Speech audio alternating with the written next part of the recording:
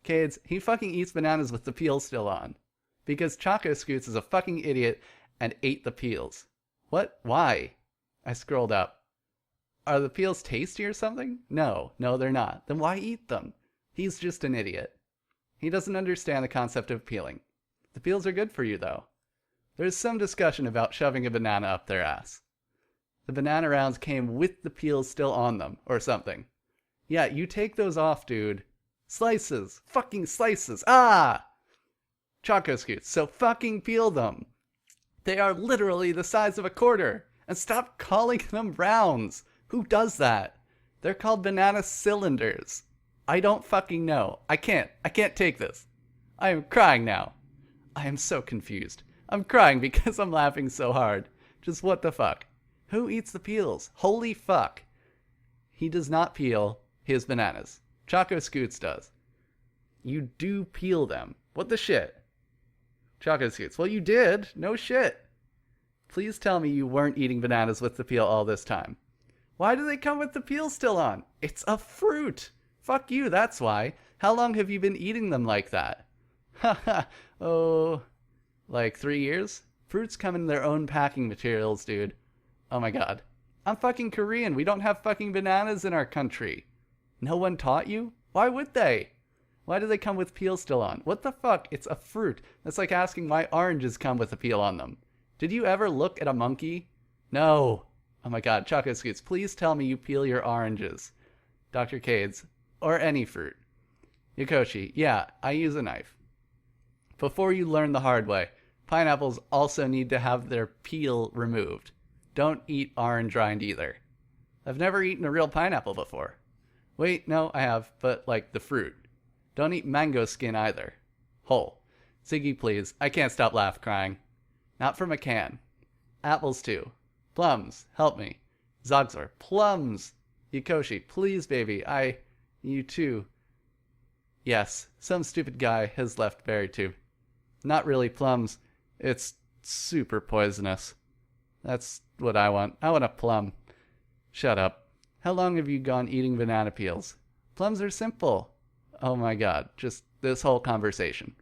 A while? Okay, but seriously, you get a plate. Congratulations, you are one of today's 10,000 of banana cylinders with the peel still on. I don't think the 10,000 thing applies to this. Fucking everyone knows that. The fuck do you do but just eat them? Here. Learn. Remove the peel. It's like shrimp. Because I'm not an idiot and you know not to eat the peel. Everything okay? Shrimp? Ducking. Wait. Take the peel off. No, just... Choco Scoots broke me.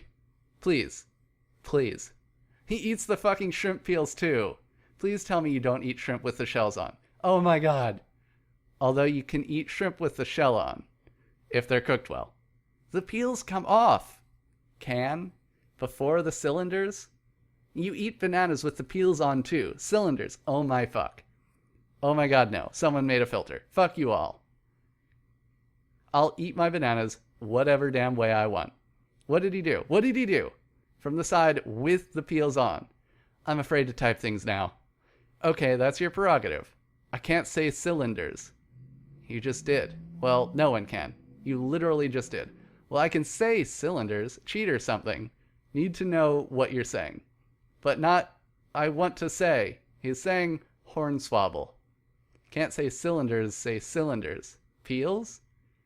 What do you do to cut a banana? Cylinders? Ha! Okay. There you go. Ring, ring, ring. What? Banana phone, banana phone. It's called a filter more adept than a monkey. Fuck you, Q-Not. Not really. I heart you, BB. Damn it. Heart. Phone. Hey, buddy. Ring, ring, ring, ring, ring, ring, ring. Peel your goddamn bananas. What's with the white space on that emote? Changed the topic of Berrytube to now playing Banana Phone. I eat my oranges with the peel on because Mexico doesn't have oranges. So wait, Choco Scoots. Oh, damn it, you guys.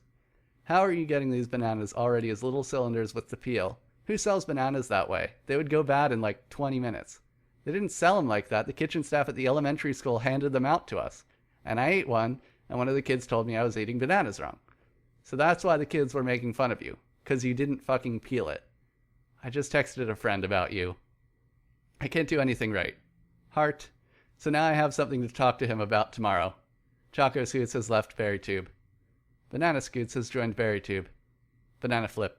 I think the best part was how long it took us to figure out what you meant you ate it with the peel on, because that's just so fucking out there. Choco Scoots, we love you, man, but for fuck's sake. Oh wow, I need to save this entire convo. The night Choco Scoots revealed that he can't compete with monkeys at eating fruit. We heart you, Banana Scoots. Pre-packaged fruits. My stomach hurts from laughing. The night Choco Scoots realized he mistook bananas with corn. Wait, you don't peel corn? Some stupid guy, please no. He probably eats corn with the husk on. He eats corn like bananas. You peel bananas, not corn. Okay, fuck you. Now you're just taking the piss with us. Okay, now wait. Banana Scoots, and you've been peeling the skin off since elementary, right?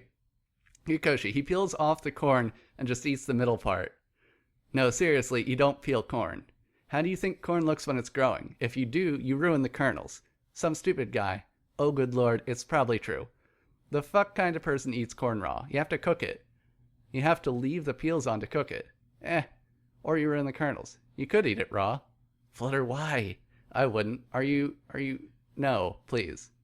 He doesn't know you can eat corn raw. Not again. But it's not like you can't. I wouldn't eat corn raw. You can, but blah. Okay, no, I'm like 30% sure you guys are wrong on this one. Q, I eat corn raw, boiled and grilled. You have to cook corn. But then again, I guess you can eat bananas without peeling them too. I have to cut the kernels off the corn to eat them. Fucking retainer. But seriously, Scoots, when you cook your corn, you always leave the husks on? Yeah, or else the kernels get burnt. And then you peel it, right? Before you eat. How are you cooking your corn? Well, duh. Good. With fire? So roasted corn. I put them in a pot with boiling water. Wait, with the husks on. The fuck? What? There was always that one vendor, he would walk a cylinder with his cart with corn.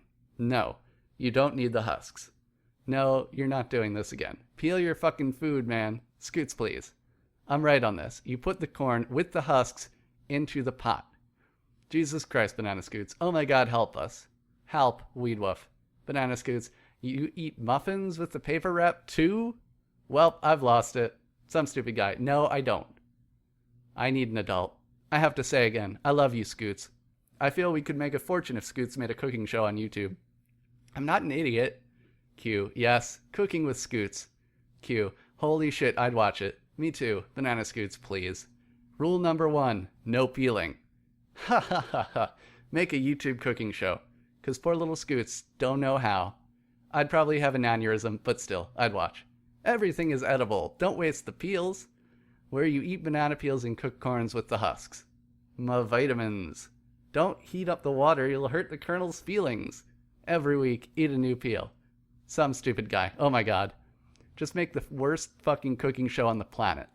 Wait, no. Just eat the one planet. Don't eat what's under the peels. The peels were under there to protect you from them. Next, he'll be telling us how he eats a nice cool glass of cider. I'm laughing too hard to fucking type. Eats the glass, pours away cider. It's not my blood. Sonata amused. Next, you guys are going to tell me that I need to figs or some shit. My sides, they died. Most people bite off the neck of the glass, but I prefer to bite off the bottom and let gravity assist me. Need to what figs? Peels? Pell. Need to figs? What? Peel the figs. No, you don't peel figs. No. No, on. No. Oh my god, he doesn't know. Jesus, no. Figs. You don't peel figs. Figs. Fuck. Yeah. Banana Scoots, you stab pigs. You don't peel your pigs. You skin them. Poor pigs. http://www.myrecipes.com/how-to/video/preparing fresh figs. Twy full of fuck, V. Banana Scoots, to be fair, I think you might be okay on this one. You do de-wasp your figs first though, right? Kids, okay. See, right there at the end of the video. Figs unpeeled, but cylindered into cylinders. It was that, but banana. Haha, fucking cylinders. Choco Scoots made the video. Ho dog cylinders. I can't take it. L laugh. Okay, Scoots. Rotful. Holy shit. I can't stop laughing. Now just because someone has cylindered the banana. Banana Scoots. Hey, does not mean you can just eat the peel. Did you know you also have to open nuts? No, wait, yes, fuck. Haha, cylindered into cylinders. Ho dog, I almost died. Yes, I do know you're supposed to peel nuts. No, I'm not falling for that again. He cylinders the nuts. Fucking banana cylinders, making macaroni and cheese, throw box into boiling water. Is it just me, or have 3+ AM conversations gotten increasingly baffled lately? Just this one. You think this is a motherfucking game? Not that it's a bad thing, XD. Malsententia, the best, you mean. Malsententia, it's 1:47, RD Rage. Malsententia, your time zone is invalid. And we apparently needed this one. Fucking late night BTPSA. Well, we had bug boobs the other night. Or was that night at all? Malsententia, oh shit, I almost forgot. Dense motherfucker, you take the fruit, and then cylinder the fruit, and you have fruit cylinders. Don't eat banana peels, kids. I can't into time. Oh yeah, bug boobs. That was also Choco's fault. He ate a bug. Banana Scoots, I swear, if it's not one thing, it's another with you. Somebody get Choco Scoots one of these. http://i.imager.com/tm4zh7g.jpg at EFNW or whatever. Sonata Scare, what is my life? I'm dying. He eats all kinds of weird shit. Holy crap. AJ lol. Wait, no. Some stupid guy. He'd probably eat it. Those are for carrots. Cylinder is a verb is killing me. Not bananas. Yukoshi, he'd have to peel off the layers of plastic first. Yukoshi, too confusing. Densv. God damn it. Some stupid guy. He'd need a banana for that, though. Yukoshi, but then he'd damage the peeling. God forbid that. Some stupid guy. No, he'd insist that you don't peel your peelers if they've already been cylindered. Astronomical wanker. I think the cats are worried about me. When Banana Scoots makes cereal, he puts the whole plastic bag in. Did you cylinder them, too? I've been making wheezing laugh noises for like 10 minutes. Some stupid guy. I don't eat cereal, though. When Banana Scoots eats candy bars, he cylinders it so he can eat the plastic part, too. Cades, I'm choking on my own laughter now. Some stupid guy. He just sets the milk jug inside the bag. Rarity what? Oh wow, what? Any sort of audible breathing pisses my family's cat back home off. You have to open the jug. I know that. Immediately starts attacking. When he drinks soda from a cat, he doesn't open the can, he eats the can too. Well, when you pour it into the bag, some stupid guy, nah, he cylinders the can, drinks soda from a cat, and have a ton of cereal. I don't usually keep my soda in a cat. But if that's what he does, BP shrug, Cades, is not cat not a soda fountain too? Some stupid guy, that's not soda. Ho dog, guys. I am broken. Not getting the cat 2.4 alpha build update. I heard Banana Scoots eats his coffee beans whole and then chugs a glass of boiling water. Chugs. Cades, he doesn't boil the water. That would hurt the beans. Banana Scoots, when you buy shoes, you take them out of the box, right? You don't walk a cylinder wearing the shoebox, do you? A cylinder. What the fuck? Walk a cylinder. Okay, well then he makes cylinder of coffee bags. A cylinder. Wait, what? Gahaha. V. A lovely adverb. B. Q. Astronomical wanker. Lovely Ader. Banana Scoots. The fucking cylinders are killing me. Zogzor. Well, apparently you have to peel them first. We can't even say round now. Even if they are cylinders. Cylinder. Haha. Cube. A cylinder. People are gonna wake up and be so fucking confused. Cylinder. C. I bet Banana Scoots doesn't even peel his coffee. Everything's going to be cylinders by the time the Brits are on. Q. Any other little surprises you want to let us in on? Banana Scoots doesn't peel his steak. Some stupid guy. Okay, no. Wait. Sometimes. Yukoshi. Well, though we're supposedly cylinders. Yukoshi. That's half the fun. The bananas. So he can peel. Depends on how much fat I want on the steak. He peels meat. My favorite is peeling rice. No, it's called trimming, not peeling. You don't peel meat. Banana Scoots, but you said peeling. You trim it. You peel it. I always peel my ham. Guys, he doesn't peel his meat. I'm gonna die from not being able to breathe. That's also called masturbation. Today, I've learned the top difference in our cultures is what food gets peeled or sliced. Peeling the meat. Absolutely disgusting. Cades or cylinders. Note, Choco Scoots has no idea how to eat anything with a peel. A peel. FYI, it's not as funny as you think it is. And everyone fucked the end.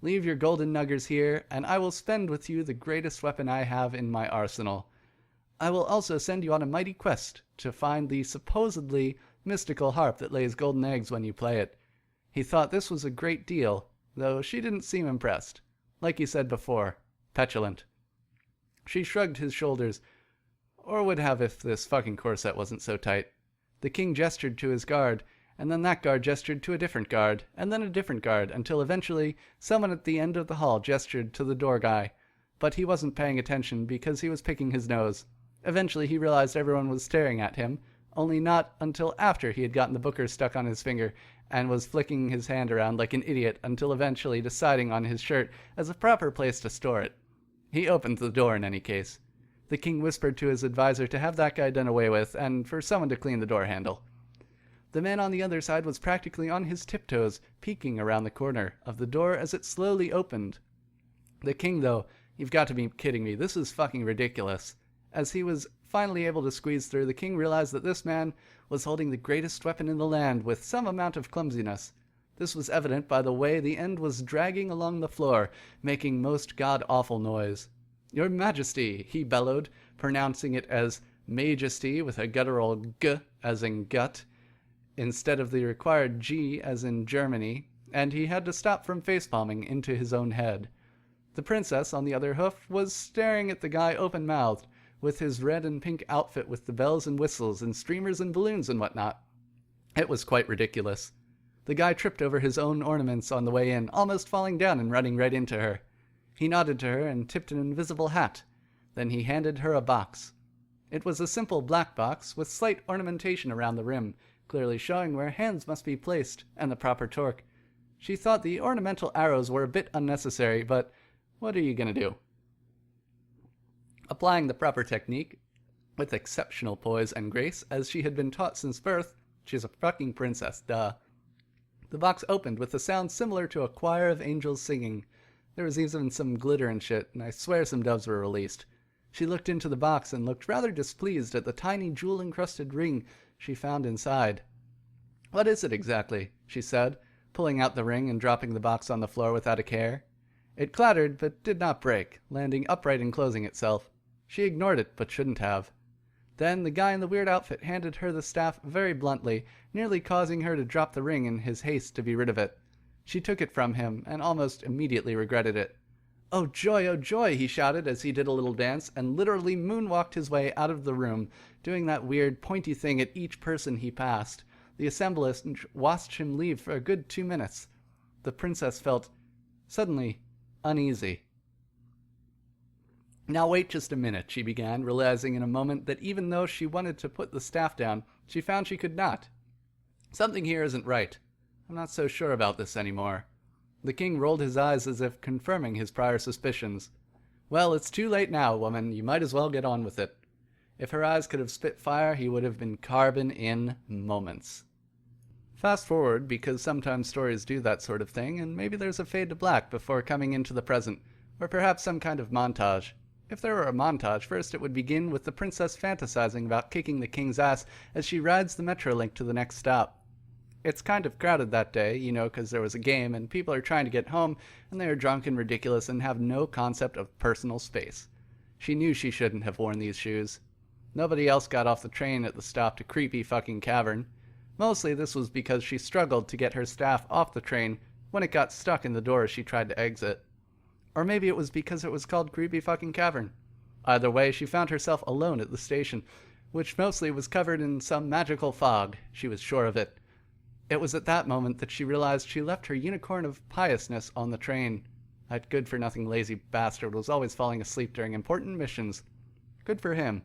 Hopefully he ended up in some godforsaken land that was completely different and not at all related to this godforsaken land she was currently in. It would serve him right for being addicted to heroin. She always told him that those women were no good. They had to be selling drugs or some other nonsense. If he called her later, she'd just swipe left. She decided to have a look around. She almost immediately realized that it was colder than she thought it would be, and cursed silently at herself for forgetting her favorite top. It was bad enough she had to try to complete this adventure in these shoes, but now this was just about unbearable. If it hadn't been for the pumpkin spice latte she had on the train, this quest would have been all but over for her. Arbitrarily, she picked to go right and made her way out of the station. In the montage, she visited a store and bought a black hoodie and a bottled water before leaving the town. She was considered buying a horse or maybe this weird thing called a ree, but though she didn't think that some weird bird thing could carry her the distance she needed to travel. Then there's a scene where she is reunited with her unicorn of piousness, who looked at her rather sourly for not waking him up when she decided to get off the train. I mean, seriously, who does that? This bitch, obviously. She wasn't even a virgin. That generous bribe he received to make an exception for her would have to be doubled if he had to continue putting up with her shit. But anyway, they made their way across the desert, and then a forest, and then a river, and maybe a mountain. Probably some other crap. There was rocks and trees and some other things. An eagle makes that eagle cry that everybody knows. It's in every movie, seriously, just think about it. Fuck it, there was a gunfight. Is anybody actually reading this? Shit, the cave is dark and dank and black and other descriptive factors. It smelled like something crawled up a nasty vagina and died, and then came back to life and started biting people. Only instead of zombies, it just became a stench, and that stench slowly is taking over everything it touches. It's sick is what I'm saying. Like, you might vomit until you pass out, but continue to vomit until you've got nothing left and are just having horrible nightmare dreams about heaving. What was I going on about? Oh yeah, a cave. So she goes in. The unicorn stayed outside, of course, and probably backed a good 200 yards away or so, because fuck that shit seriously. And thank God she had that sinus infection when she was a kid, because her sense of smell is just wrecked, which is the only way she could come into this horrible place. What was in here? What would she find lurking beneath the depths? Would she find any answers to her quest?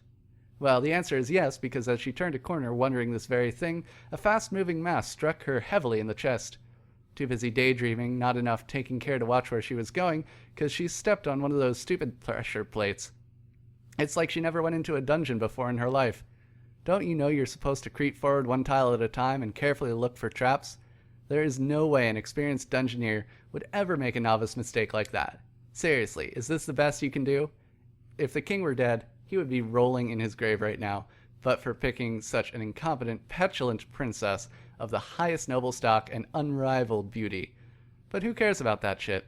But anyway, the heavy mass hit her in the chest and knocked her down. It took a minute for her to breathe again, but when she looked down, lo and fucking behold, it was a huge bag of gold coins. Such mad cash literally landed in her lap and maybe crushed her pelvis. But who's complaining when the doctor's bill is obviously covered now, and probably forever? She realized she would never need to adventure again, and began to drool. Before she could recover, however, a dark shadow spread across the room. Of course, she thought, as she rolled her eyes and rolled the bag of coins off her onto the floor. As far as she could tell, she could still feel her toes, though her corset was incredibly uncomfortable. Only a man could design such a prison. Her fingers went at the laces as she took in her situation. Somewhere in the past, there was some guy, probably completely drunk off his ass, who decided that creating a magical cloud of fog with sentience was a good idea. It took about half a second for this new entity to realize that everything and everyone sucks total ass and started slaying left and right and upside down. Obviously, this was no good for the wizard or whoever, because he tried to contain it and was killed. You just don't do that sort of thing.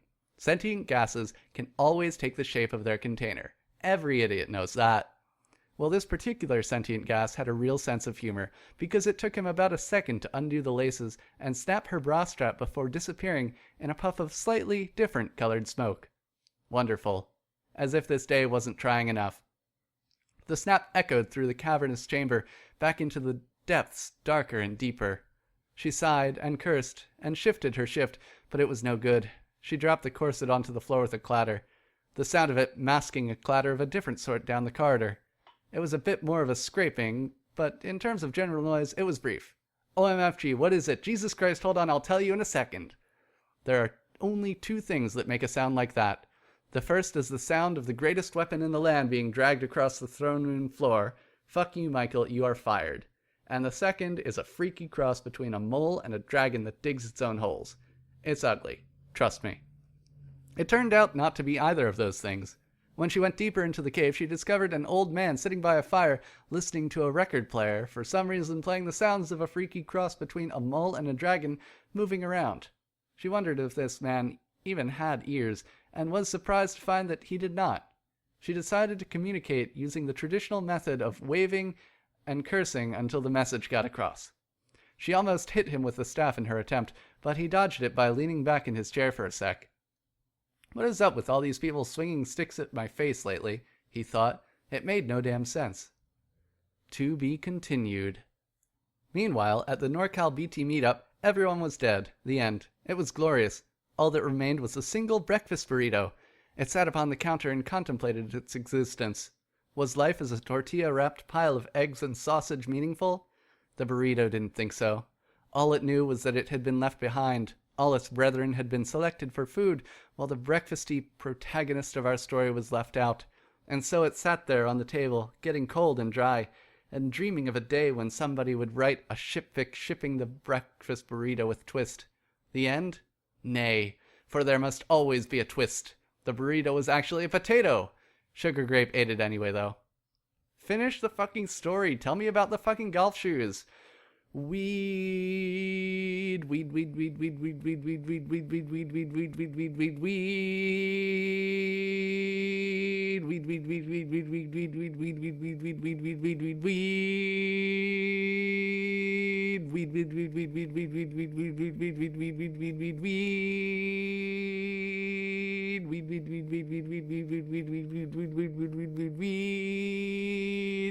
Fat stacks, yo.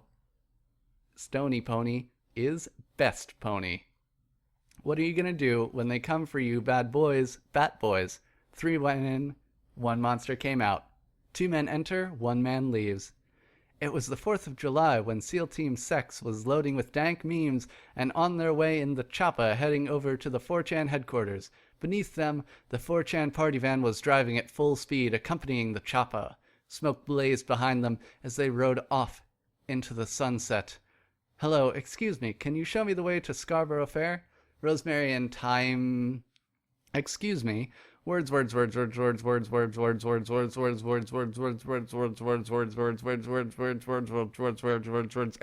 me. I just want to say I am proud of all of you collaborating on the greatest Google Doc in history. Blue. Actually, no, Chris. But why? Chaco scoots. Terry wants haikus. I am happy to oblige by shitposting some. I do love typing all kinds of dumb things in chat until I get bored. Sean.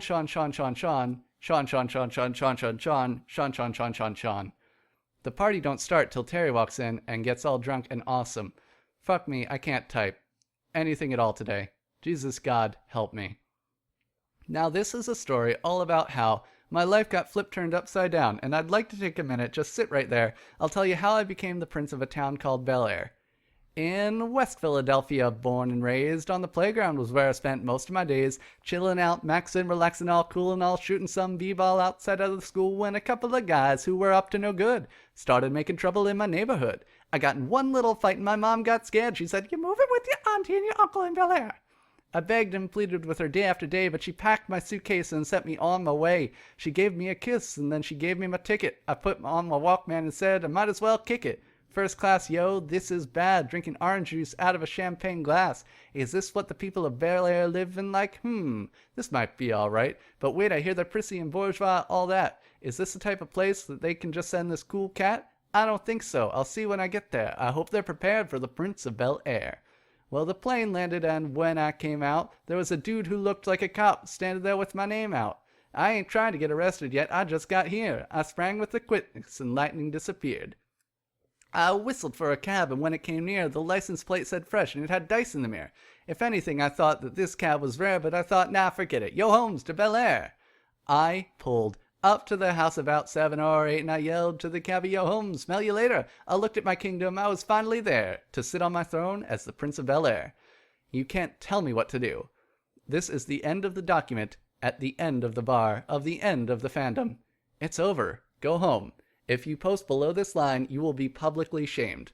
La JK in surrandum. Hui, small font now. Jane, John Madden. Patoni fuck shit. From this point on, we shall be using boring fonts until someone else ruins it. Shots fired, shut your whore mouth, you piece of shit. BRB, let me load up my, Can I import Celestia Redux? No, I can't. This is bullshit. I demand a refund.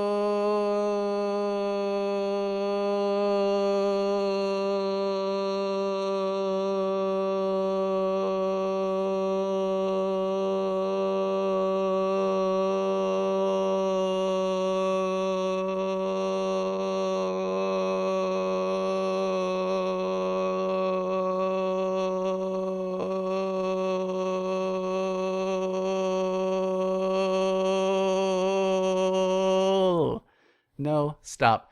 That is cheating. We need quality content. We can do it. Ooh, ITT, no quality content.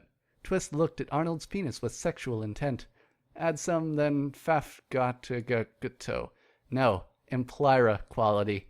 Posting in lay epic document. Also butts. And then sex happened. Hot.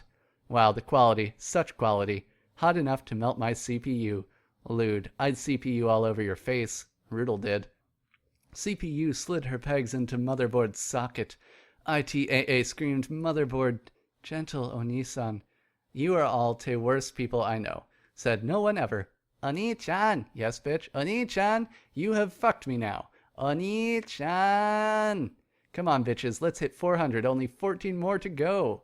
You can do it, Berryzies. No, yes, no, yes, no, yes, no, yes. What is my life, though? Your life is forfeit. You have fallen to the call of alcohol. And pony pussy. And thus, as the end approached, we encountered roaches. Woof to mate.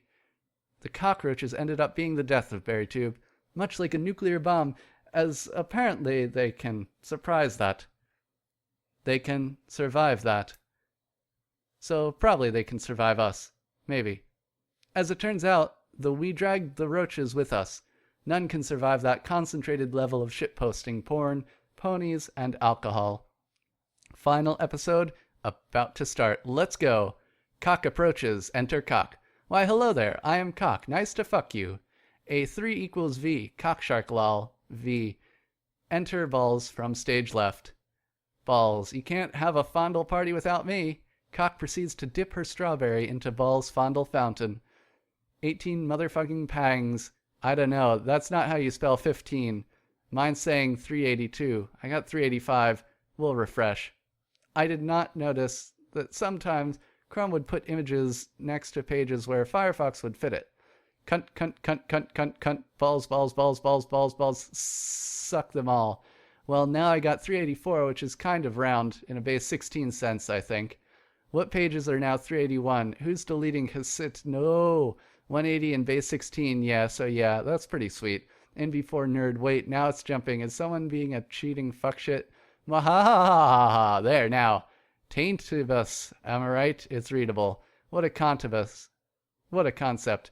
I could use a little fuel myself, and we could all use a little change. Well, the years start coming and they don't stop coming. Sal de chapeau de just papo de sage de passage. Oh shit, Angstfest. Time, my angsty princess. Top ponies. 1. Cadence. Love princess, best in bed. 2. Sunbutt. 1,000 plus years experience, old wrinkly vagina. Is that you, Trekka? No. 3. King Sombra. 4. Anything but flutters. Die. 5. Apple. Jack. 6. Sean. 7. Trixie. 8. Maud. How will you know when she came? I have eyes? 9. Sunset Shimmer. 10. Starlight Glimmer. For fucking only. 11. Fluttershy. 12. Rainbow Dash. 13. Princess Luna. 14. Twist. 15. Twist again. 16. Question mark? 17. Profit. We are not going to make it at this rate. This is the worst possible thing. Fucking bullshit dots. I am deleting all this shit after this point. Cut that shit out. Done. Let's fill these pages legit. Context, some fuck filled like 5+ pages of dots. They are the worst pony.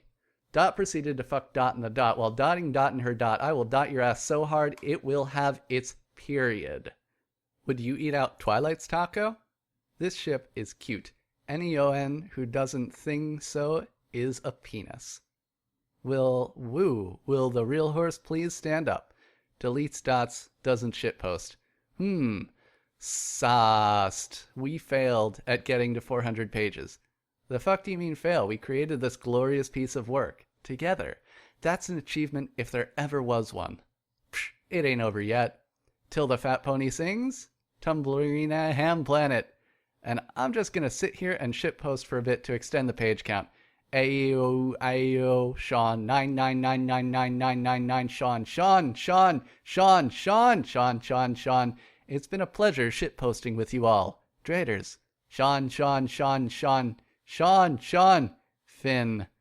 07. God bless Berrytube. 4 more beers!